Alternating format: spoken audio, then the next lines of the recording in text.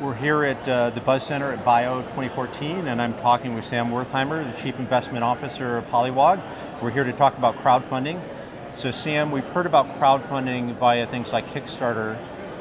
Please define crowdfunding in the life sciences. Sure, so thanks for having me, John. Crowdfunding sites such as Kickstarter, those are donation-based models, and what we are looking at in the life sciences is an equity-based crowdfunding. And really this is an evolution of the democratization of investing that's been occurring, where now individual investors can participate directly in the private economy investments. And so we see Poliwogg and some of the other sites doing what we're calling crowd equity as a way that people who have an affinity to certain diseases or a knowledge of certain areas can invest where they see that they want to put their money. In our recently released 2020 report, which is our 5-year plan at Mass Bio, notes that VCs funded less than angels and disease foundations in 2012. Is crowdfunding part of that new recipe for funding life sciences? You know, we think that this is a phenomena that people have been seeing for a long time.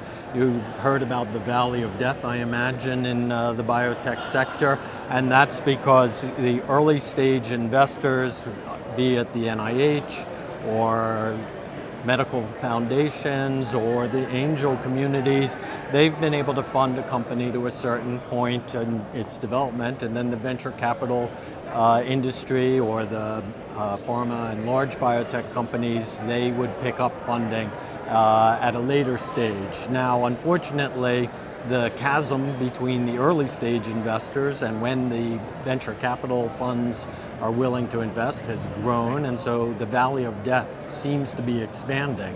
And what we see crowdfunding is being the bridge of life over that valley of death. There's tremendous value in these companies. We all know that. But people in this hall wouldn't have devoted so much time and effort and really put their lives into these companies if there wasn't the potential for tremendous value, both economic as well as societal value. And crowdfunding enables people who have an affinity to a disease to actually participate directly in the investment process here. So we know that VCs look for certain attributes of a company before they fund. Can you tell us from a Poliwogg or crowdfunding perspective what you look for in a company and why you think a particular company might be better suited for crowdfunding? Sure, so what we are looking for in the companies are ones that have developed a relationship with a foundation or say a state economic development corporation that has already looked at the science and the technology and the people involved, and by providing some form of support, either outright cash as a grant or an equity investment into the company, or support in kind, has demonstrated that they think that this company is doing important work. And we want to see that community as well, because I keep emphasizing that it's the community of people who have a stake in this opportunity where the money is coming from in crowd equity. And it could be local individuals who feel it's important to support the Massachusetts biotechnology community. It could be individuals who are interested in a specific disease because they have personal experience with that disease. It could be physicians who have treated the disease and understand the shortcomings of the current standard of care and want to see advancements occur in the space. And I heard that you've developed a relationship with the Society of Physician Entrepreneurs, and in 2013, Mass Bio facilitated the launch of the Greater Boston chapter. Why did you get involved with the Society of Physician Entrepreneurs? Well, we think it goes to this whole concept of investing in what you know. And being from Massachusetts, you may remember that was the famous tagline of Peter Lynch, the Fidelity Magellan Fund, who said, you should invest in what you know. And physicians know a tremendous amount. They very often don't have the opportunity to invest where they have tremendous knowledge. So an interesting fact is that the SEC has estimated that there are roughly 10 million accredited investors in the United States, and somewhere between 3 and 5% of those have ever participated directly in a private equity transaction. So the angel network, which people talk about and is important in this sector, is no more than 300 to 500,000 investors.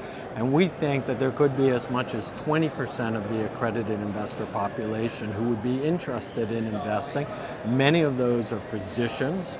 They know the sector that they're interested in. They have an ability to analyze the preclinical and early clinical data of an early stage company and to make an assessment as to whether it's an appropriate investment opportunity.